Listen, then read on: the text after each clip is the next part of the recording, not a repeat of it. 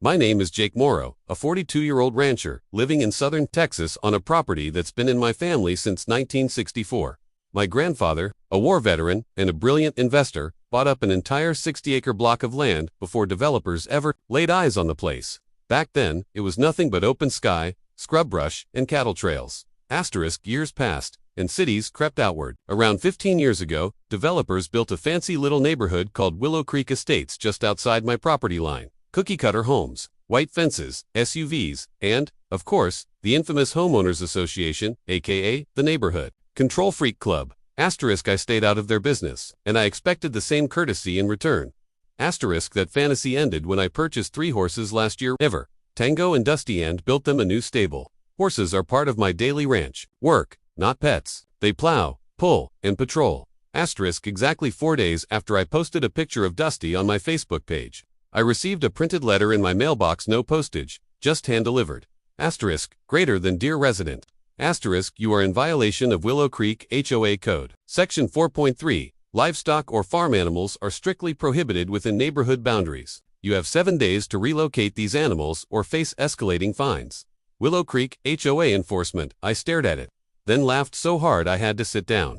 They were citing me, a rancher who wasn't even part of their neighborhood, for violating their rules on my own land. You see, while their perfectly paved roads and manicured lawns wrapped around my ranch, I was never part of their plans. My land was grandfather's owned as agricultural, meaning no one, not even the city, could override its use without my consent. I did the only reasonable thing. I ignored the letter. 2 days later, a woman showed up at my gate. Karen Monroe, mid-50s, oversized sunglasses, aggressive perfume, and a clipboard clutched like a weapon. She didn't bother to smile. Mr. Morrow, I'm the president of the Willow Creek HOA. You've been notified of your livestock violations. Your animals must be removed immediately. I smirked. Ma'am, with all due respect, I'm not in your HOA. She sniffed. You're adjacent to our community. That makes you subject to environmental codes and visual standards. Your property affects our home values. My land's been here since before you were born. I own the block. I own the access road. Your development is built around my land, not over it. She looked flustered. We'll see what the county says about this. I smiled. You do that.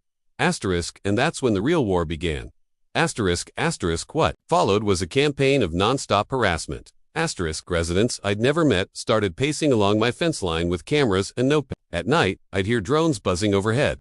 I spotted HOA members measuring fence posts, taking soil samples near the drainage ditches, and even tossing breadcrumbs into my pasture, probably hoping to attract pests to prove my land was unsanitary. Karen and her posse bombarded the county with noise complaints, smell complaints, animal cruelty accusations, zoning violations, you name it. The county sent one inspector, just one. He showed up, took one look at my perfectly kept ranch and said, "They're wasting our time." Then, one Saturday morning, 2 sheriff's deputies rolled up in a cruiser, polite but firm. Mr. Morrow, the older one asked. "We got a call from the Willow Creek HOA. They're claiming you're violating municipal codes related to livestock within residential limits." I invited them in, gave them some coffee, and pulled out my deeds, zoning maps, and the original agricultural exemption letter signed in 1971. This entire block belongs to me. Roads, trails, utilities. My grandfather bought it all. Willow Creek was built around my land, not on it. I'm not in any HOA. Their rules don't apply to me. They studied the papers and nodded. "You're in the clear," the younger deputy said, "but they've made this a public complaint. You might see more trouble." He wasn't wrong. 3 days later, I received a letter from Karen's lawyer, threatening civil action for reduction in community property values due to neighboring blight and animal presence. The absurdity was incredible. My land increased their property values. Everyone loved the idea of living next to a picturesque ranch except Karen. Apparently, so I called my attorney, James Randall, who specialized in property law. "She's bluffing," James said, "but it's time we turned the tables." And we did. First, we sent the HOA a formal cease and desist letter, demanding an end to all surveillance, complaints, and trespassing under threat of legal action. Second, I filed with the county to officially mark my access road as private, with a right-to-use clause that I could revoke at any time. Then came the final move. I installed a small toll gate.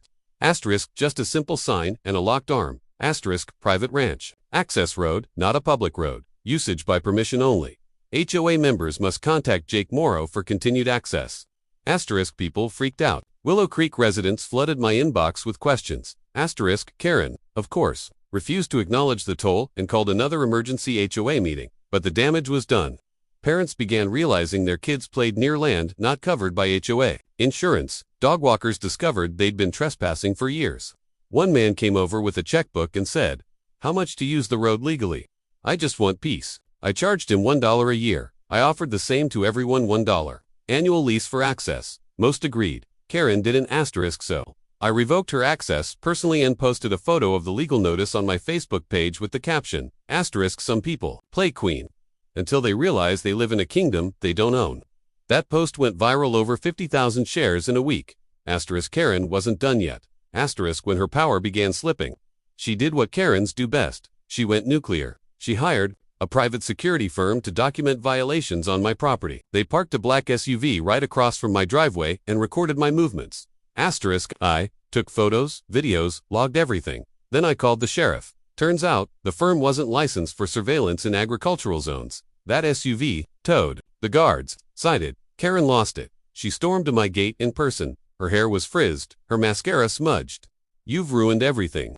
You're destroying this neighborhood." Asterisk, I said, calmly. "I just defended what's mine." Asterisk, then I handed her the final blow. A civil lawsuit filed against the HOA citing harassment, illegal surveillance property, defamation, interference with agricultural operations. Asterisk, we had dozens of statements from neighbors, sheriff reports, video footage, and county maps to back everything up. Asterisk, they tried to settle quietly, but my lawyer pushed for public mediation. He knew they'd cave under pressure, and they did. Asterisk, after for tense hours of negotiation, they agreed to pay me $75,000 in damages. Issue a written public apology. Asterisk, remove Karen as HOA president. Asterisk, acknowledge that my land was not under HOA jurisdiction in all future documents. Asterisk, the best part. After Karen's removal, the new HOA board invited me to speak at their meeting. Not to complain, but to share what I'd learned about property rights, peaceful negotiation, and boundaries. Asterisk, I stood in front of 40 residents, most of whom had been manipulated or misinformed by Karen, and said, asterisk, being neighbors doesn't mean controlling each other. It means respecting borders, mines, and land. You don't have to like horses to respect their space. You don't have to like me to know when something is wrong. Asterisk, there was silence. Then applause. Asterisk, one old man raised his hand and asked if his grandson could come meet the horses.